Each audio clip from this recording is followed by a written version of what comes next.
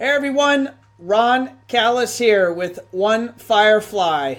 This is exciting times. We are doing our first Facebook Live, or I'm doing the first Facebook Live for One Firefly using a new Wirecast video codec. And what this is going to enable us to do is do a live video stream here with my interviewee, which is Paul Starkey of Bravas Group and Vital Management. And I'm real excited. I hope you guys enjoy this. And please leave comments, share as you guys see fit. And this should be getting streamed live to our Facebook page. I'm actually going to take a look here to see if I see it. Let's see here. Sorry for as I delay, ladies and gentlemen. I just want to make sure that I'm using technology appropriately and it's working.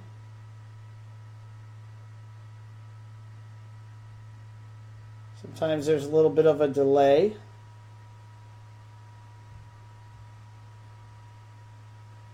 You know? Not, oh, there it is. It is live. I've been live for 1 minute and 15 seconds. I already see some people checking it out. So I'm live. All right, Melissa just messaged me. We are live. All right, so today we're going to have some fun, maybe a departure from the normal in that we are going to talk with Paul Starkey. And so I'm actually going to bring up Paul's video now. Paul, there you are. You are now live to our Facebook audience. How neat is that? Hey, Paul. Hey, Ron. Hi, Facebook friends. Glad to be here. I appreciate, Paul, your willingness to participate on this technology adventure as we try to get this new Wirecast technology working for us. I appreciate your patience. Glad to be your test monkey, Ron. And Paul, if you go over to our is now live. Yeah, if you go over to our Facebook page, One Firefly LLC, and you'll actually be able to see yourself live there, or at least in theory, that's how this is going to work. So we're gonna proceed here. So Paul, I have some questions. You've been in the AV industry for a number of years.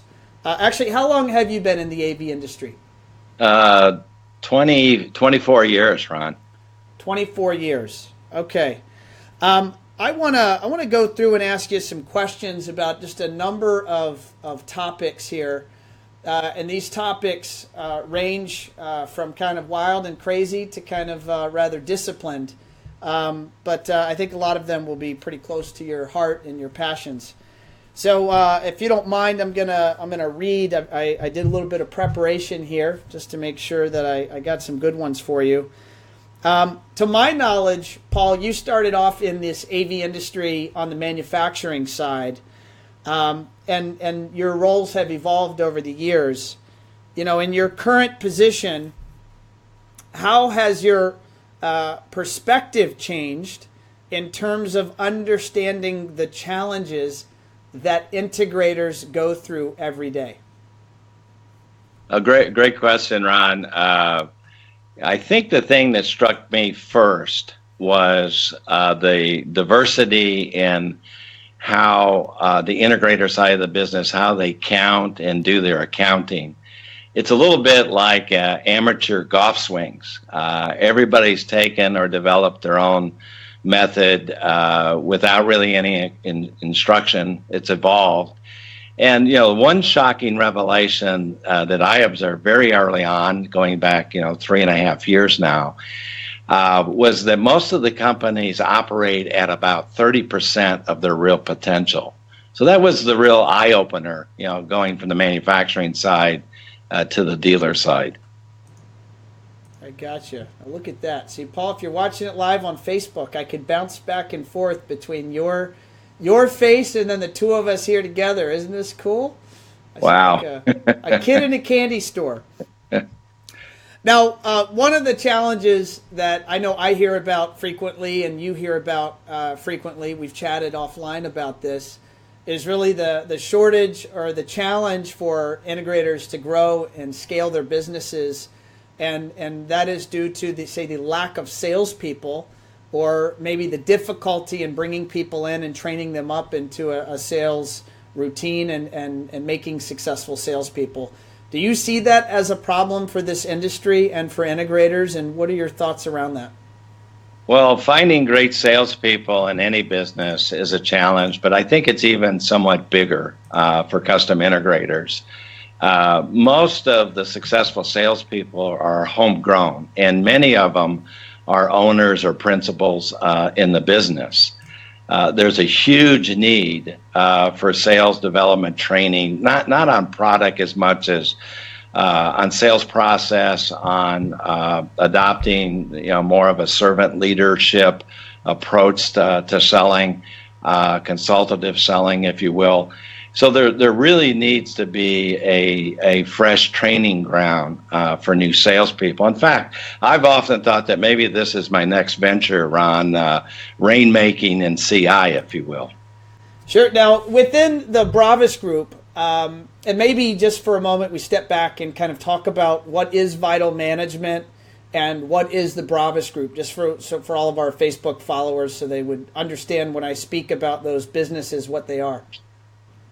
Well, Vital Management was formed to be a dealer owner professional services company to help companies develop a golf swing I was talking about, essentially coach them into doing things consistently the right way. And we have a number of products that we offer from the Vital Management side. We also had a secondary emphasis of creating a cooperative, allowing companies to collaborate in an intimate way, different than anything that's been done in the industry. We formed that group as a cooperative, and it's called Bravas Group. There's 24 members today, including full members and associates, and they meet virtually every month, discuss best practices. They're coached by Vital Management. And what's really interesting about it, we treat them as if they were a virtual company. Together, they're about a $90 million enterprise, even though each one is owned independently. Okay. Now, I also know that you are, in fact, in a couple of days, or maybe next week, you're doing a webinar on this thing called BI for CI. What is that? How did that evolve? And I think if technology cooperates, I might even be able to click over to a website and share that. So, oh, wow. Yeah, I don't know. It might be reaching a bit too far, but we'll give it a shot. There's a website for this thing, BI for CI, correct? Yeah, biforci.com. All right, let me attempt to bring up this website here. And the acronym, by the way, is Business Intelligence for Custom Integrators. So it's an industry-specific set of quantifiable metrics. Some people would call them key performance indicators or KPIs. And this is fundamental to everything that Vital Management does. Our coaching practice, our Bravas group practice, and now an open service to any CI dealer in the industry who seeks to be better and who could use a standardized way of doing things as a foundation. BI for CI allows that to happen. It's based on QuickBooks Desktop Pro series, and it's an extraction of key profit and loss and balance sheet data, and it renders these awesome, easy-to-read dashboards that really help owner-operators to improve daily, weekly, monthly, quarterly in their business. So we think it's a breakthrough technology for this industry, and we invite people to investigate it, look at it. It does take a little bit of training and a little bit of setup, but I think once people are on it, it's the way to understand how to make money in the business. Now, Paul, you're doing a webinar for this, right? So for folks to learn more, where is a link to that, or at least where I could direct people that might want to check that out? Is that listed here on your website, or is there another way they could learn about it? If it's not, we've communicated it through our Tuesday morning coffee, which is a weekly communication to about 400 owners in the CI business. We can get it posted on our website. The webinar is April 12th, and I believe I'll talk to it in Pacific time because I'm in San Diego. I believe it's 10 o'clock Pacific time, and we'll get that information up on the site just post haste after this interview, Ron. Okay. Excellent. Paul, you're doing great. I appreciate you being such a great sport here. As we march forward, I have the opinion that I've been in this AV industry now 18 years, not quite as long as you. And, many of the business owners that I know, the knowing the numbers for their business is not typically their first strength. And that's not to knock them or diminish their strengths and their skill sets. But, we all aren't born understanding how to read a balance sheet or a P&L and knowing how to, say, look at different numbers and ratios and interpret that in terms of its meaning to my business or the success of my business. I'm just at a high level. What's your perspective? I mean, how many of I know you as the former CEO of Elan and all of your different roles in the industry, you've known lots of guys, probably thousands. I mean, what do you see as the need in terms of knowing the numbers and what you're doing with BI for CI? Well, I agree with your observation, Ron, is many times the owner-operator is more technical, more sales-oriented. And when they get into a small business, like most small businesses, you get busy. I think the word business came from being busy. We try to get them out of that mode and get them focused on actions, priorities in the business because there's a lot of day-to-day challenges. And we just use numbers and we use the financial data that they have available to them to direct those priorities, to direct those actions. Because numbers without action are fairly meaningless. And so we've taken the approach of how do we really simplify this, make it visual for them. So the dashboards become very important. The KPIs, which there are a number of specific ones to a labor type business, become important. And we have one just basic premise is that the more an operator owner knows about how to make money in the CI business, the more money they will make. And of course, it's not just all about making money. There's a lot of reducing the chaos, increasing opportunities for employees, basically allowing them to fulfill their business mission a lot better when they have the right information and the right intelligence to do it. So, by the way, we've got some people commenting on Facebook, and folks have pointed out that the audio is not very good when I'm doing the screen share, probably because I didn't set it up properly in the software would be my bet. So I will refrain from going back to the screen share until we get that settled. Hopefully we'll have that figured out for the next time.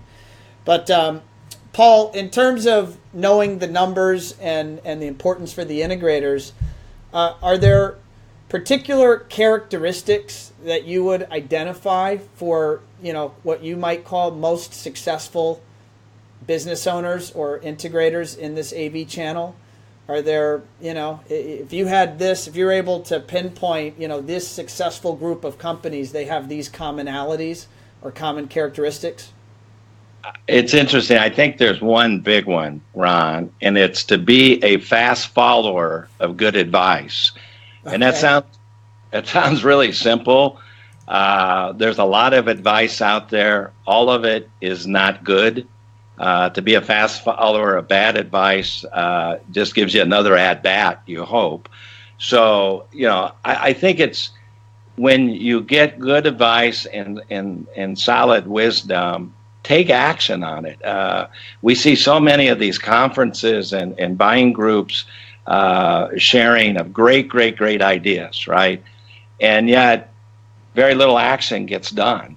So I think the difference between the people that really get benefit and make this thing maximize the opportunity are the people that put things into action. It's not an intellectual exercise. How do you know if it's good advice? Isn't that like, aren't you asking for something difficult there? I mean, there's generally with, I'll say in the world of consultants, you don't know if those people are going to be giving you good advice or bad advice, and how do they know? Well, I think if the advice they're getting has been used or shared by other companies, that's a good indicator. It's important of the reference or the success stories. Yeah, I mean, we all have great ideas. You and I probably have 10 a day each. I think you get 9, I'll get 1. I'll take that. Thank you. But the thing is really seeing what other people are doing with the advice. There's a lot of information out there. We like to think there's a lot of data, there's a lot of information. What really is intelligent? What is intelligence that helps you drive to action? And what results can you get out of it? And I think if it's good advice, other people have used it. I get back to my golf swing. If the golf swing coach has helped other people, has changed their game, we're not all Charles Barkleys, then I think that's a good indication that the advice is well-founded, well-directed. What percentage of integrators do you think are living up to their financial potential? Oh, a handful. I mean, it's that extreme. I said earlier that the average is probably running at 30% of their financial and operational potential. I mean, that's, it's not an indictment. It's just a fact. We've looked at it, over 300 companies' financial data. Steve has worked on this for 13 years. I've been involved for over 3 now. We see the data and we know what's possible. We know how the top echelon of dealers perform. It's work. I mean, it's really work, and it's a discipline, and it's as important as any cultural item in their business. How they treat their employees, how they make sales, how they make more money and perform is as culturally important. And it's unfortunately, it's just not part of most CI operators' culture. So let's zoom in on that. Let's try to give a couple of nuggets of a few additional nuggets of gold here. What would be, say, 3 numbers or ratios that an integrator should be watching, and what should those numbers be doing that would indicate, positive outcomes in the future? Well, it's interesting. In our Tuesday morning coffee this week, we just shared what we consider the 3 secrets, or the 3 biggies behind being successful financially in the business, and they're pretty straightforward. One is gross profit, making sure you're maximizing the gross profit. We all are in a bid situation for the most part. Generally, the downfall is on labor and parts pricing. There's usually not enough coverage for the parts they use or the labor they use. So that's one. The other is more in the compensation field, making sure that the compensation is aligned to those gross profit dollars. Mm-hmm. We have some very specific metrics I won't get into, but labor productivity, how much labor billing per tech per month you're yielding, is extremely important.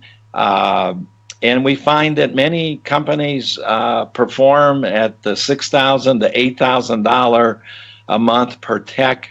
I can tell you the companies that are at 10 or 12 or better are extremely effective and profitable. The third piece is cash, and it's the most ununderstood piece of the equation because many of our integrators are getting prepayments or deposits on work That's automatically profit, right? They can go buy their next big boat with that money? Oh, no, Ron, those are gift cards. It's like it's like when you buy a gift card at Best Buy or someplace, they don't really recognize that as revenue until you come in and purchase goods with it.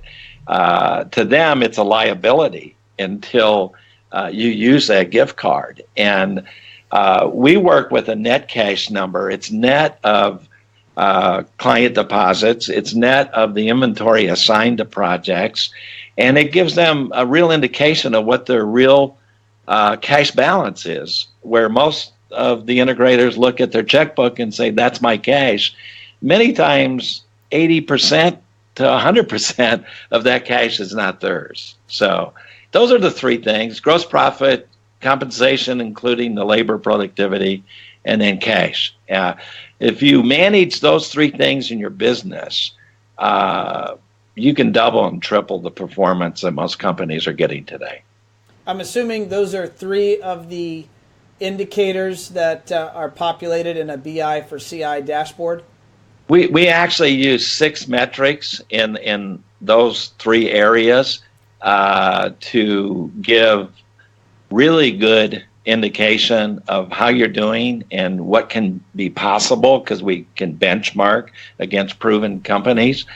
And we now have a profit predictor that takes those 6 metrics, and we can take any company and we can show them what their number is in terms of improving gross profit, in terms of improving the compensation and productivity aspects of it, and how much cash they could generate. And we typically look at an 18-month period for new clients. So again, it's not rocket science, but it's a discipline that's been missing.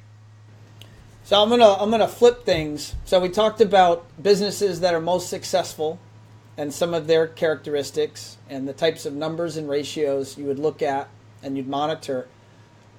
I'm assuming along the way you've also run across some businesses that are just frankly never gonna break out, and maybe you even have the opinion they should throw in the towel now.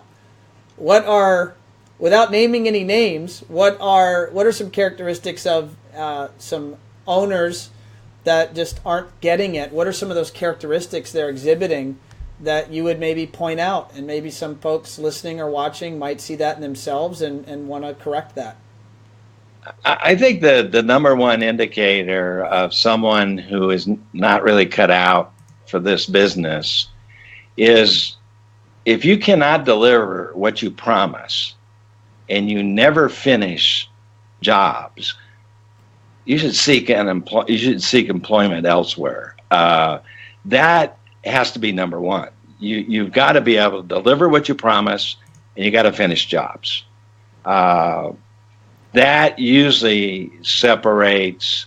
To me, that's jacks or better in this industry. If you can't do that, you should be doing something else. Beyond that, I think there's a number of things that are things that should be addressed. If you can't sell, you're not going to be long in this business. You got to be able to continuously sell. Keeping your promise and installing, finishing. So selling and installing, I guess, Ron, is 2 of the basic requirements. And you have to have some sense of scorekeeping. If you're going to get better, you got to know where you're at. And so if you take selling, installing, and scorekeeping, that's a pretty good 3 sets of testing your staying power in this business. So let's talk manufacturers. You've been on the manufacturing side. I know you and I have talked offline about a lot of the fun you'd have coming up with some of those 9 crazy ideas a day and being able to delegate them to members of a larger team.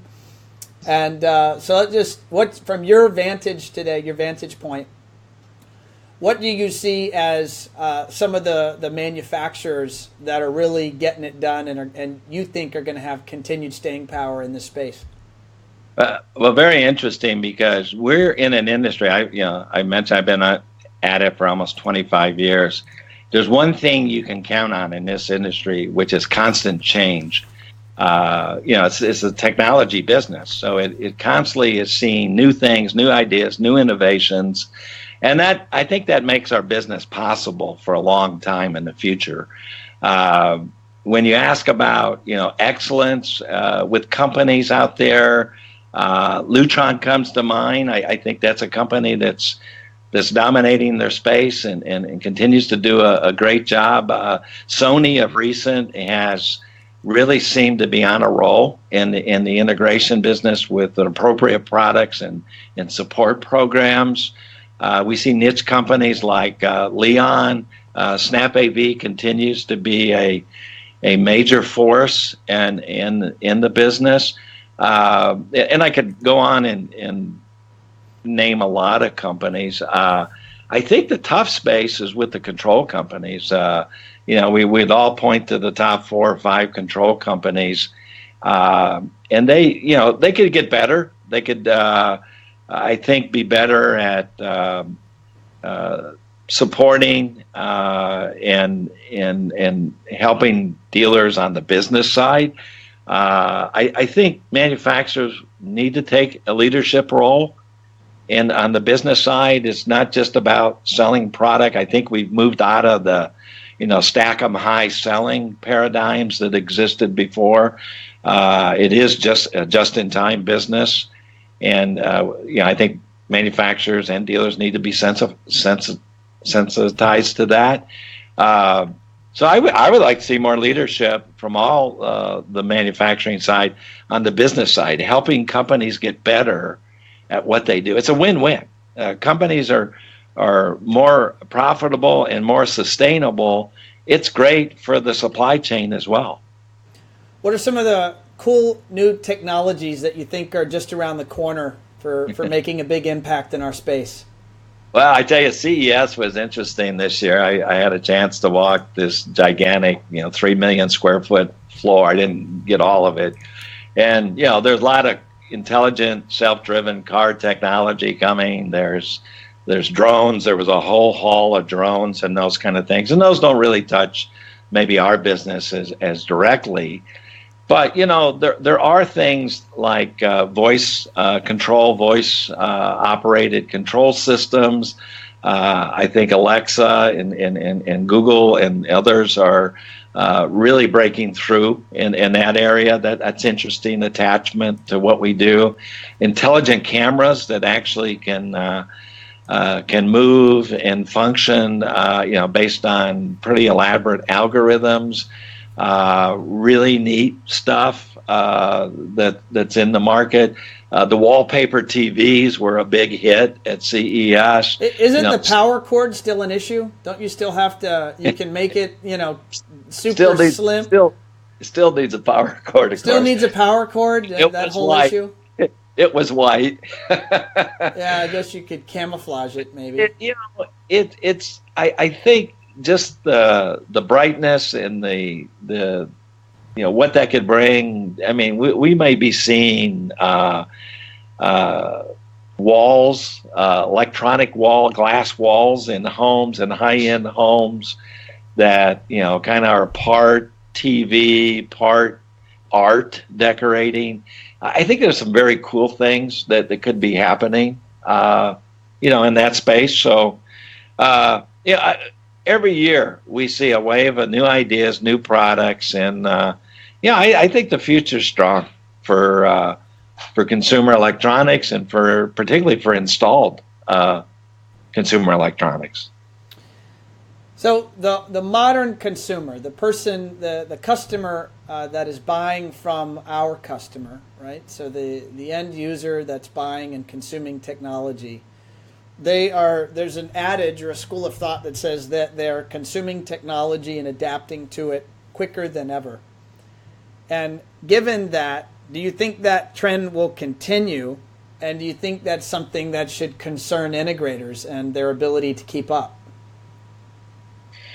Well, I think that's where our industry has lived for almost 30 years now, is assisting consumers deal with technology that they don't want to deal with themselves. And, this has never been a DIY business. The segment that the custom integrator lives in is a luxury market. It's not even a mainstream market. It's certainly not do it yourself. I mean, we tend to want to put this whole continuum together. There's very few things in life or in product segments that work that way. Home theater doesn't work that way. You got theater in the box, and you got Theo doing his thing on high-end theaters and everything in between. And it's no different on the custom installation.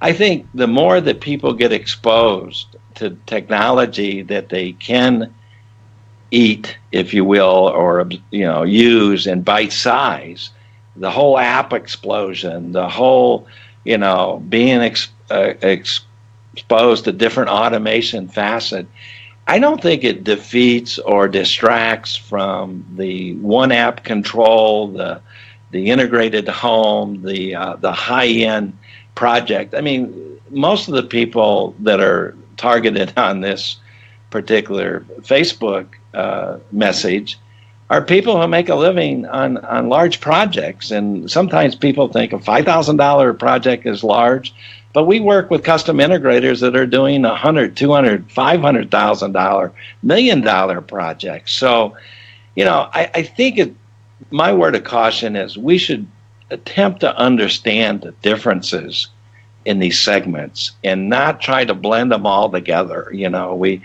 We take the red, the blue, and the green ink, and we want to throw it in the white water and look at it as one thing. Most product and market opportunities don't work like that, frankly. That is fair. I wanted to mention, back when you mentioned voice as one of the new technologies, I remember when I entered this industry in August of 2000. Okay? So it was 18 years ago. Butler in the box. What was that? I said butler in the box. It was butler in a box, but I remember I started at Lutron, as many of my friends and industry peers know, and they hired me out of college.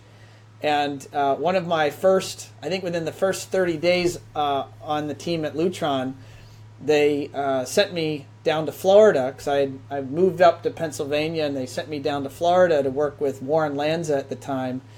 And Warren he took me to Disney's Epcot, to the Home of the Future demo, and they had Rick Schuett had set that up back in I think a year or two prior. So the Disney Lutron partnership, and they had a voice automation system running. I don't even know what technology it was, but the presenter was quote unquote talking to their home and turning the lights on. Now this was 18 years ago. And the comedy was, I think the presenter had to tell the voice system at least 9 times before the lights actually turned on. But still everyone was impressed. And and I was impressed. And it's funny here, 18 years later, Alexa is everywhere. And, Crestron and Lutron and every other brand can't announce fast enough their partnership with Alexa. So I agree. I think whether it's Google Voice or Alexa or something else, I think voice is going to be a big deal for years to come. But let's, and I'm cognizant of time, Paul, and I know we blocked out approximately an hour here, so there's a couple more questions I wanted to ask you just for our audience, and I'm excited to hear your take or your answers. Can you give me a clear, and more importantly my audience, a clear understanding? You and Steve created Bravas. Why did you create it, and what was your thought process behind creating it? Why did you feel there was a need for Bravas? Well, our industry is made up of a lot of small businesses, and it suffers from a couple core issues. One is finding a custom integrator. Unless the builder or remodeler you're working with or the architect has a relationship, most of us, and I went through 3 years of trying to find the biggest and brightest and stars out there, Ron, and I've been in this industry 20 plus years, right? So, and it's just very difficult to find custom integrators and then discern which ones are the elite and which ones, because, with all due respect, anybody can create a website that looks like they're a 50-person company. And, I found many times that the best website was a 1 or 2 man shop. And I'm not being critical. I'm just saying it was very hard to discern, the large players. So we felt there was an opportunity to keep a decentralized model where there's local support, local relationship, but to build a national and actually continental group, because we have clients in Canada, whereby all of the entities could benefit by working together, standardizing things internally, externally, and become better together. That was the concept. One of the side effects of that we felt would be when the organization was large enough to provide an exit strategy for many of the owners that are in that 50 to 60 plus age range, and more importantly, to provide a succession plan with young people and young managers coming in who had a long-term career. Because we've seen a lot of companies, when the owners age and there's nobody to take over, they close the door, like most small businesses do. So we were looking for, a couple things to happen. Is one, to we thought we could help companies immediately to be more profitable, more efficient, to grow, create more opportunities. But we also felt like we could put these companies together, not force them together, but put them together where they would become a entity that could be visible by consumers, would attract more high-end luxury customers to them. So that was the fundamentals of it. We concentrate immediately on helping companies, helping them grow. If we never get to the consolidation, I know there's a lot of skeptics out there about it, we will have done something, I think, real special here. So the thinking was, do the work first, focus on business strength, financial strength. Don't focus on the exit per se. Focus on creating value, because companies that create value and sustain it over time usually are the ones that are rewarded in the marketplace. So that was our idea. Paul, do you differentiate your strategy from some of the other strategies that have made the attempt over the last 20 years? Maybe most notably and obvious would be the VIA experiment. Yeah, I exactly, because we almost started with a reverse merger, if you think of it. I've been involved in 7 or 8 acquisitions, mergers. Sometimes, the buying side, sometimes the side that got bought. And what you find is immediately after these acquisitions, there's all kinds of work to do, to change the culture, to change the process, to change. And it's usually painful, and it's usually after the fact, and there's usually casualties in that. And we felt, well, why not do that work up front? Why make it uncertain to these owners and employees what life would be afterwards? Why not do the work up front? And many of the attempts to this point have been, put the companies together, print new business cards, without much more than that.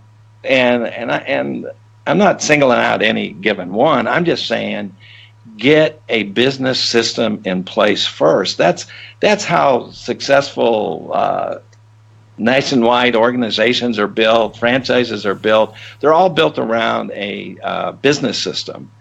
And to put that on the back burner and not make that the thing, I think will always cause companies to fail in terms of the consolidation. So let's talk about the exit strategy. So what is what's the principle around the possible exit strategy with Bravas? And I'm gonna, as you pointed out, I mean, most integrators I know don't have an exit strategy. There isn't a tremendous amount of acquisition of $1 to $5 million integration firms happening. Integrators typically do not have large books of security accounts or something that would have a multiple style value. And yet with Bravas, one of the cards to play as you grow the group and the revenue in the group is a potential exit strategy. Can you expound on that a little bit? Yeah, our premise has always been the sweet spot for exit would be a mid-cap company, a company that would be in the $100 million to $250 million revenue with appropriate profit, with great cash flow, and all the things that are needed. Mid-cap companies have fairly high multiples in the investment banking world. We track this on a quarterly basis through some of our intelligence. And so that was always our purpose. We felt that as a $2 million, $5 million, $10 million, $15 million single location enterprise, the only real option you have is to find somebody like you that wants to run that business and will pay something for it, or to hand it over, if you will, to the employees on some kind of leverage buyout. We think those are 20 and 25 cents on a dollar, sales dollar potential transitions. There may be an exception here or there to it, but there really isn't an exit strategy. An owner might expect to get paid for 2, 3, 4 years after he leaves the business, if his employees can keep the business going, that kind of thing. So we think, to get to a viable exit, you need to have a 9-digit enterprise, and it gets back. You got to have a business system. It can't just be a loose leaf folder of 20 companies or 40 companies. So it's not easy. I'd be the first to admit that. But, I've been around acquisitions and venture capital, all my career. And this is not an impossible dream. There's just a lot of work and a lot of things that have to happen. And frankly, most of it lays on the shoulder of owners. Are owners willing to do the things they need to do to be put in a position to make these things happen? But right now, Ron, our emphasis is 80-20. It's 80% on making these companies better, getting a business system in place, and it's 20%, that twinkle in our eye that there could be an exit for the owners. So let's talk about the most important stuff. I understand that you are leading the charge to make a special benefit concert happen in San Diego at CEDIA next September. Can you tell me, and I think it's September, right? September or October? Yeah, September 7th. September 7th. All right. So that's one day after my brother's birthday. And thank you for asking. We have a cause. My wife and I have a cause that is very near and dear to our heart and to our extended family and church family. And it has to do with young girls, mostly, and boys being trapped in this sex trafficking industry in the U.S. 89% are U.S. citizens. It's the number 2 cash crime in America. There's over 300,000 young, underage children who are being affected with this. It's an insidious practice. It's controlled by gangs, organized crime, and just other evil people, if you will. And we felt that we needed to do something for it. And we felt that with CEDIA coming to San Diego has about 10,000 girls and boys being affected. Just in our county out here, it's the number 7th or 8th city for this. We felt we needed to do something about it. About a year and a half ago, I went down and visited one of the shelters, safe houses, if you will, that are helping women who have been in this rebuild their lives, and was so touched with it that we decided, 20 beds in San Diego County is not enough to serve and get these girls out of this crime industry.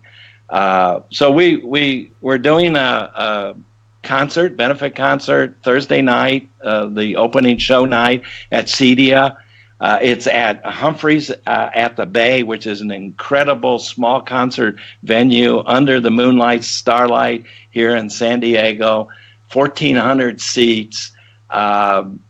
We have a tribute band, Creedence Clearwater Revival tribute band out of Chicago. Awesome. Close your eyes, and they're the real deal. We have a local trio that's playing. We have Noah Kaplan from Leon Speakers, who will be doing an impromptu painting that will be raffled off. We just have a great night of celebrating women. We're going to be honoring women of influence around the world. Individuals are donating $1,000 per women to donate to recognize women of significance, women that have really made a difference in people's lives. And we're looking for just a fun night, and we're hoping to, generate hundreds of thousands of dollars of funding for a safe house in North County here in San Diego. It's really, really an important cause, and I couldn't be more passionate about it. And I'm hoping the industry will come out and support it, and people will make this the kind of success that it surely will be. What are the details? When do tickets go on sale? What's the website? We'll put this down in the notes on our blog. Right now we're under a call for sponsorships and donors. Those are things that happen before we start selling tickets. We're at about $50,000 in pledges already. We've had some great companies.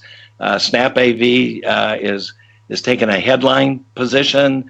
Leon is supporting this. Of course, Vital Management, Women in Consumer Technology, NAPCO, One Firefly. So there's a number of companies stepping up. We want to continue to do that in the month of April. Also, if there's listeners out there who want to recognize a significant woman, those donor opportunities and some VIP seating is available prior to May 7th. May 7th, tickets will go on sale to the general CEDIA public. We have companies that are interested in buying blocks of tickets. So we think it's going to sell out pretty quick. Tickets start at $60. We have $100 and $200 seating as well.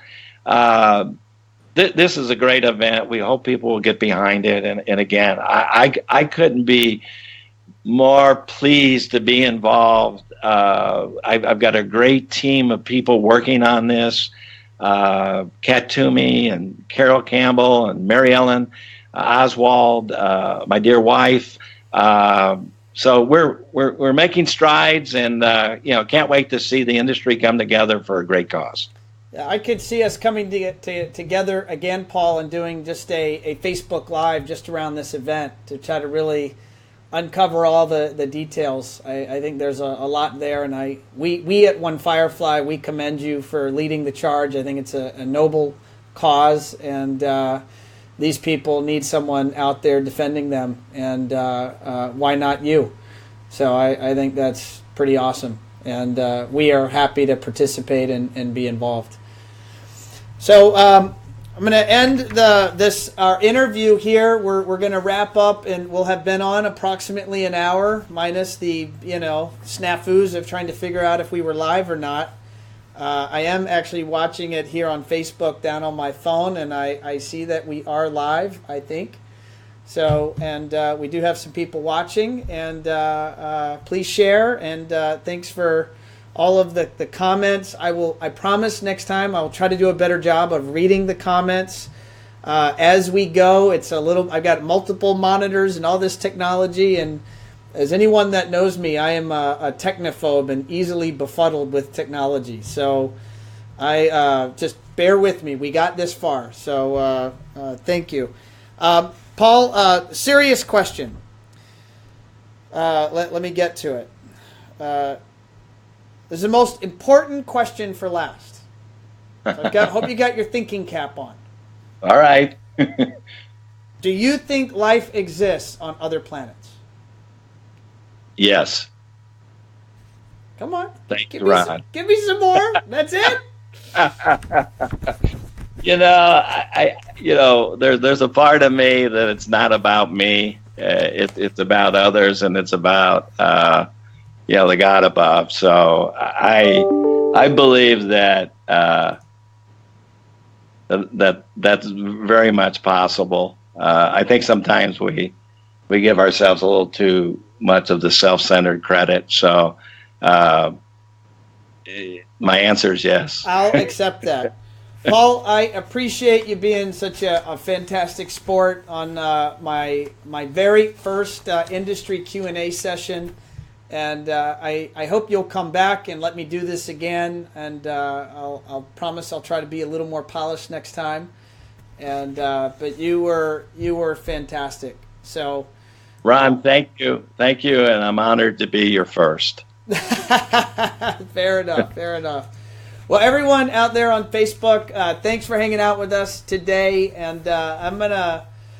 Working with my team, working with Rachel. She's my right hand here as we get our digital marketing at One Firefly further ramped up and up to speed with what you guys would want and expect from us as a digital marketing agency. So appreciate you watching. I'm going to try to do this every week. Stay tuned to our Facebook page for announcements on guests and times.